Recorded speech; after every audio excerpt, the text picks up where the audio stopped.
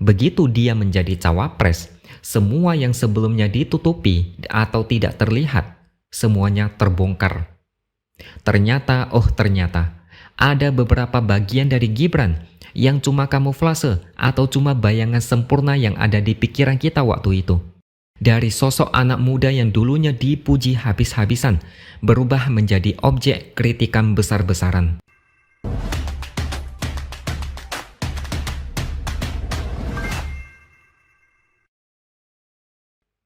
Halo, bertemu lagi dengan saya, X Hardy di Opini Siward. Gibran kembali melakukan agenda kampanye pada hari Sabtu kemarin.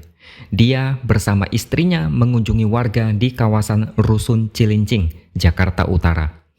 Ingat ya, dia datang dari Solo untuk menghadiri deklarasi dukungan buruh pelabuhan kepada Prabowo Gibran. Saat diminta berbicara, Gibran berjanji akan mengupayakan sertifikasi profesi untuk para buruh pelabuhan. Selain itu, Gibran juga mengajak warga untuk bergotong royong membersihkan dan mempercantik rusun. Katanya, tidak harus menunggu pemilu karena sudah sangat mendesak. Dan pidato Gibran pun selesai, cuma ngomongin 2 poin, yaitu sertifikasi profesi buruh dan gotong royong. Total pidato Gibran cuma 2 menit saja. Moderator acara pun sampai bingung dan bertanya pada Gibran, cuma segitu aja? Padahal datang jauh-jauh dari Solo. Lalu kemudian acara deklarasi selesai dan Gibran melanjutkan kampanye ke tempat lain.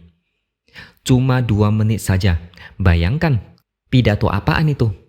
Singkat, padat, tidak jelas, dan tidak ada manfaat sama sekali. Bagusnya pidato saja lewat online dari Solo. Tidak usah buang-buang uang untuk terbang ke Jakarta hanya untuk sekedar setor wajah ke warga. Ini ibarat ada penyanyi yang diundang mengisi acara, lalu penyanyinya cuma nyanyi 2 menit dan selesai. Lagu cuma dinyanyikan setengah, kemudian dia pergi ke tempat lain. Kalau moderator bingung, kita semua juga sama bingungnya. Saya bisa merasakan aura kepanikan Gibran beberapa hari belakangan ini. Saya paham kenapa Gibran irit bicara.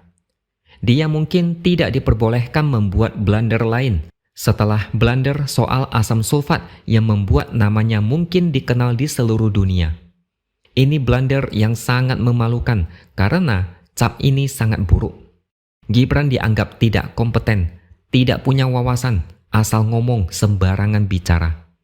Makanya saya tidak heran kalau Gibran akhir-akhir ini irit bicara.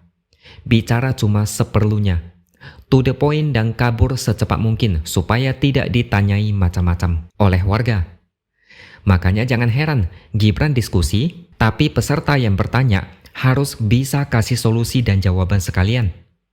Diskusi juga harus selesai jam 9 karena dia mau tidur. Mungkin bukan mau tidur, tapi maunya selesai lebih cepat, supaya tidak ditanya banyak-banyak, yang bisa mengakibatkan dia ketahuan tidak cerdas. Gibran seperti gelisah dan tidak nyaman jika harus berdiskusi dengan banyak orang. Kayak terpaksa gitu. Ini situasi yang memang unpredictable. Gibran tidak akan tahu pertanyaan macam apa yang akan ditanyakan untuk dia. Begitu ditanyai tentang hal yang tidak dia kuasai, maka paniklah dia. Diam bukan pilihan. Kalau menjawab, bisa jadi blunder. Makanya jangan heran, di kota Medan sempat ada spanduk yang bertuliskan tolak cawapres asam sulfat. Spanduknya tidak lama dipasang, karena sudah hilang beberapa jam kemudian. Tidak ada yang tahu siapa yang pasang spanduk itu. Saya pribadi tidak setuju dengan tulisan tolak cawapres asam sulfat. Tidak perlu pakai tolak-tolak capres dan cawapres manapun. Senang tidak senang, 3 paslon kedudukannya sah sebagai capres dan cawapres. Penolakan yang sah dan diperbolehkan adalah saat pemilihan nanti. Tidak senang, enggak usah pilih. Itu hukuman paling bagus buat capres-cawapres yang bersangkutan. Tapi biar bagaimanapun, ini adalah fenomena yang tidak terbendung. Asam sulfat menjadi trending. Orang-orang setidaknya bertambah wawasannya bahwa asam folat bagus untuk ibu hamil. Saya yakin banyak yang sebelumnya tidak tahu apa itu asam folat. Bahkan mungkin ada sebagian yang tidak paham asam sulfat itu apa. Sekarang semuanya sudah tahu bedanya, dan setidaknya mereka harus berterima kasih kepada Gibran. Tapi faktanya, meme lucu terus bermunculan di media sosial. Gibran butuh mental yang super kuat untuk mendengarkan dan melihat sindiran dari rakyat. Bahkan sudah ada sindiran lengkapnya, yaitu capres asam urat, cawapres asam sulfat, dan pendukung asam lambung. Jangan bilang Gibran silap atau tidak sengaja, karena dia 2 kali melakukan hal yang sama, menyebut asam sulfat di tempat lain. Inilah fenomena yang terjadi saat ini. Viral dan bahkan semua orang sudah tahu. Bahkan warga-warga yang nongkrong di warung kopi pun sudah tahu. Inilah sebabnya Gibran makin hati-hati. Bicara seperlunya supaya tidak membuat blunder berikutnya. Enggak lucu dong hasil survei tinggi-tinggi, tapi kok ngomongnya salah-salah. Nanti orang-orang pada curiga, ini surveinya yang masuk angin atau responden yang tidak update berita tentang kekonyolan Gibran. Nanti di video berikutnya saya akan membahas tentang sebuah anomali di balik hasil survei yang masif memenangkan Prabowo Gibran.